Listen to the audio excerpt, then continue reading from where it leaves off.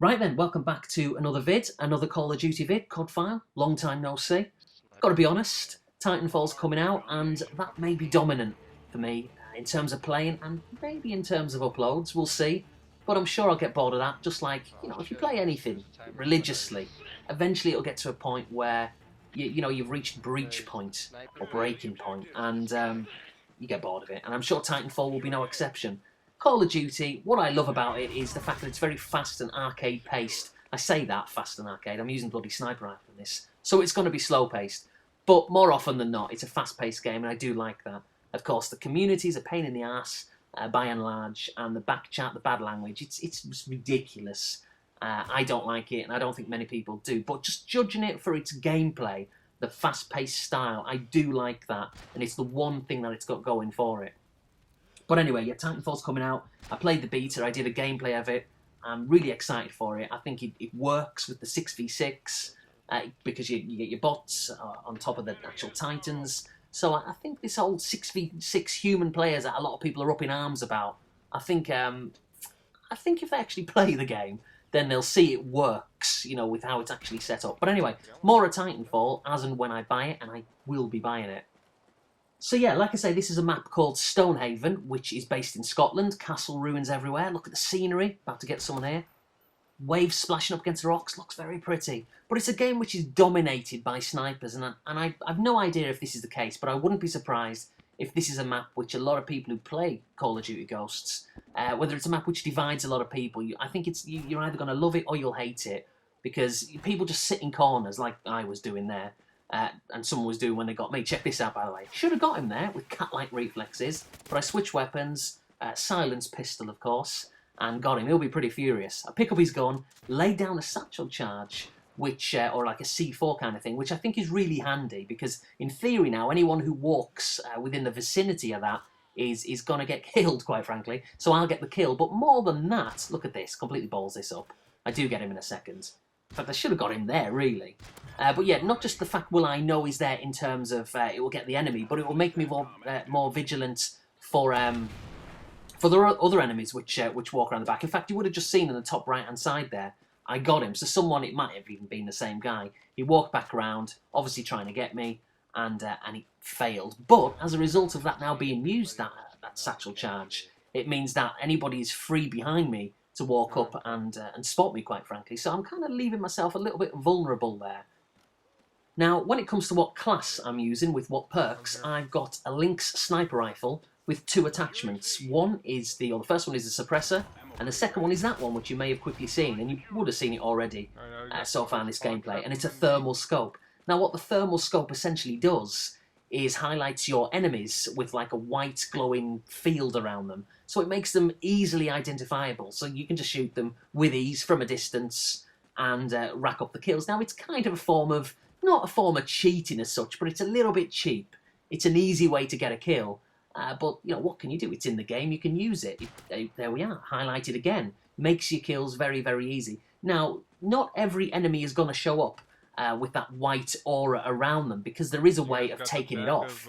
When you're setting up your soldier, when you're creating your class, you can use one of your perks to make you not show up as the white glowing field. So everybody who's got it on, everybody who's showing up with that white thing around them, is they've left it in the game. So it's kind of their fault. You can take it off at the expense of other perks, of course. And I think on a map like this, really, because you're so susceptible, like I say, to being sniped, then anyone who has that thing on where you show up as that white glowing object, I think you're kind of asking for trouble. You should really take it off for this map.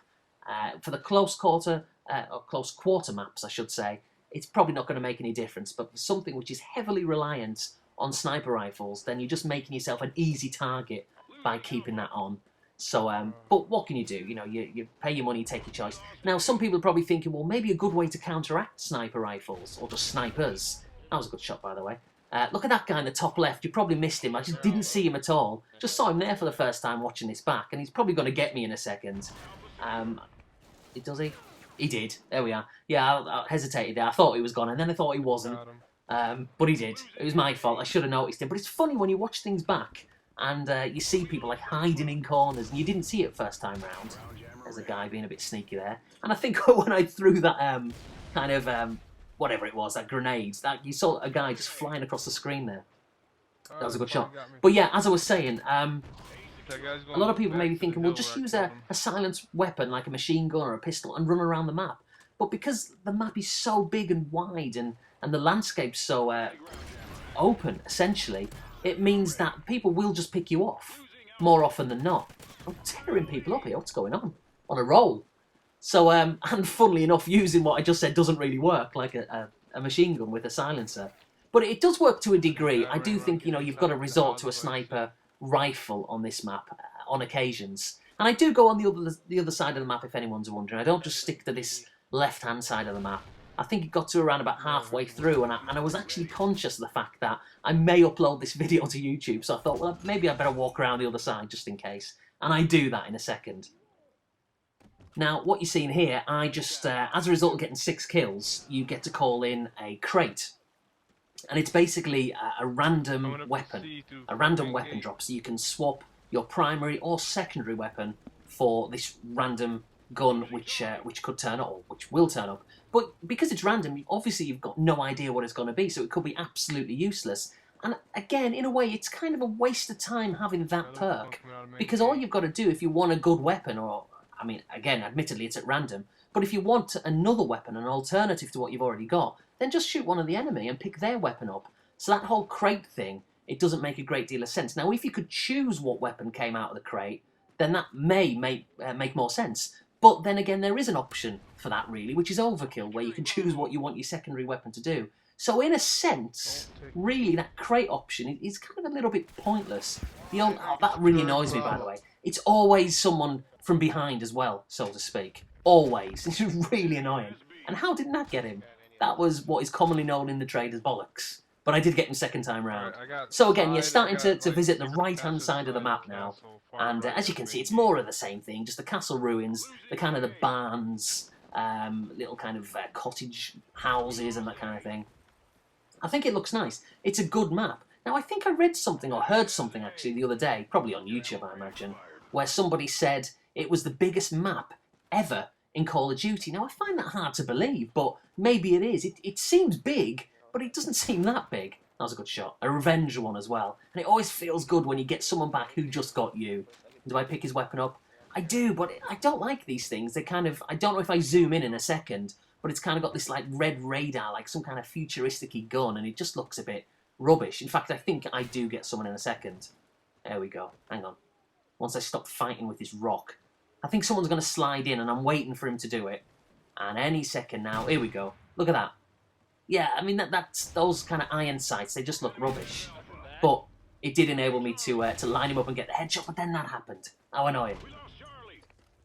So anyway, yeah, like I say, it's a game of domination, and the basic premise of domination is to capture all of the flags. Now, if you've got 2 flags at any one time, then you're going to win the game. What you don't want is the opposition to have the same. If you've got 1 flag, and the opposition's got 1 flag, then it's kind of going to be a relatively, look, again, balls that up, a relatively even game. So, yeah, just cap as many flags as possible. And it's really annoying. I've noticed as well, and even though I play Call of Duty a fair bit, I don't really understand the tactics and the spawn points. I'm not into it that much. I just play it for a bit of fun every now and again. But I have been playing a lot of Domination, where people in the headsets or through the TV actually encourage you, own teammates by the way, not to cap certain flags, because it affects the spawn system, which I just think is just nonsense. And it's kind of like cheating and bending the rules, if you like, and I just don't like that. I want to play the game and I want to win it, and I want to cap all the flags, and I want to get the game over as quickly as possible, and to win by as many points, you know, the biggest margin possible. That's what I want to do. Nice little sniper spree there. But some people don't want that. They want to cap a couple of flags and leave 1 open, because if you leave 1 open, then I'm guessing, you know, taking a bit of an educated guess, that if the spawn or the flag which is open is where the enemy are going to appear from. And if you know they're going to appear from there, then you can kind of hover around there within that vicinity. So again, it's kind of ungentlemanly, if you like. And I'm not a fan of that. I just think it's a little bit of a poor show, really.